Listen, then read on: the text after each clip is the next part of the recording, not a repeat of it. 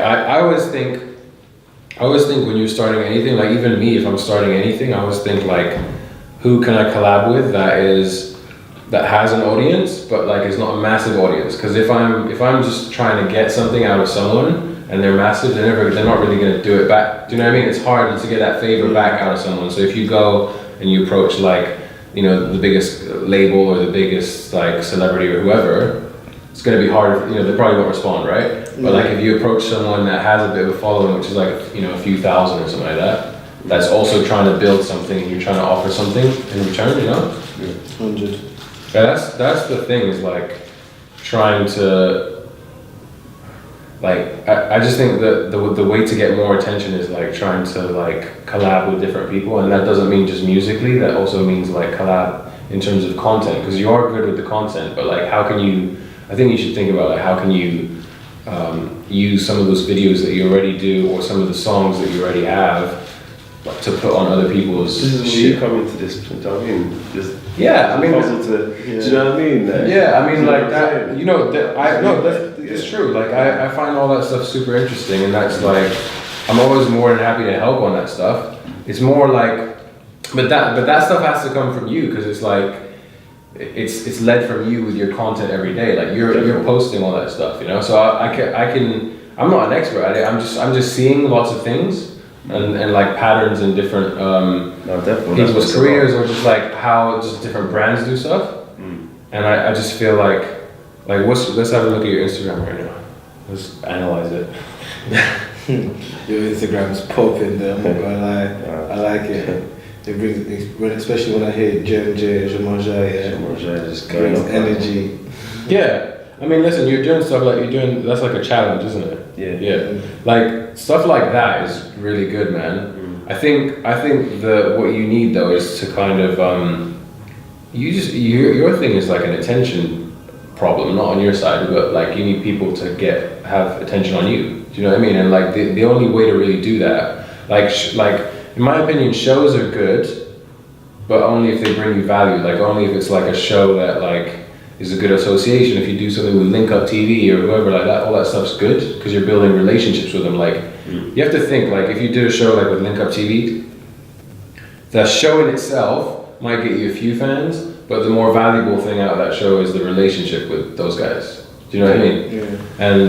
And you have to look at shows like on a case-by-case basis. But I think the thing that doesn't fucking cost you anything and is just like literally you could do at home is the fucking social media shit. Like that. Like, do you know how to use Instagram to where you can like if you put a location and then like, you know, this is like the Strand, whatever, but those top 9 are like the most popular ones. You know that shit, right? No. Okay.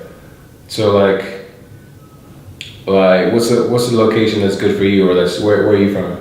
Like what location can I put in here that's like that, you know, that's, you know, your hood or whatever? Camden. Okay, so like if I put Camden, yeah? If I put whatever, so all these come up. So you have like Camden Town. So these first 9 are the top posts. So that means that these are not like the most recent ones, but they're the ones that have the most traction in terms of people are engaging with it and all of that, right? Whatever, like this is like, I don't know, this is like a German blogger probably or some shit. Yeah.